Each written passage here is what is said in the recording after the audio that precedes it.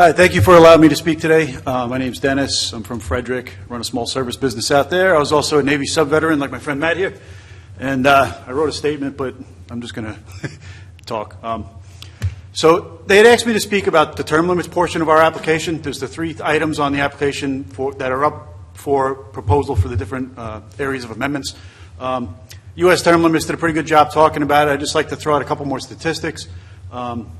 In January of this year, McLaughlin Associates did a national survey. 82% of people support term limits on Congress. That's 82%.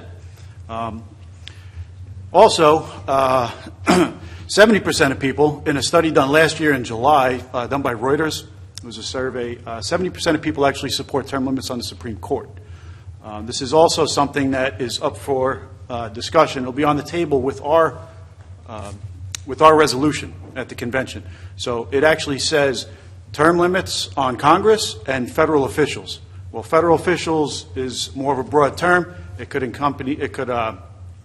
include bureaucrats, federal judges, Supreme Court justices, and so forth. So these judges were appointed for life, right, to be outside of the political influence of society, but there's no doubt that they're influenced politically.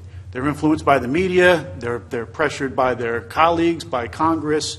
It's not like they're insulated politically. And we believe that term limits on the justices in the Supreme Court and federal judges would be good and probably kind of depoliticize the courts a little bit. Also, we wouldn't have a doomsday scenario every time there's a judge up for nomination. It's ridiculous what's going on every time there's a Supreme Court justice nominated.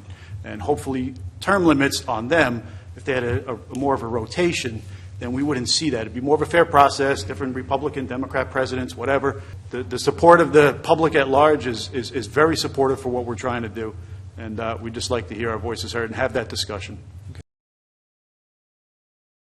Go to conventionestates.com, press the button, sign the petition.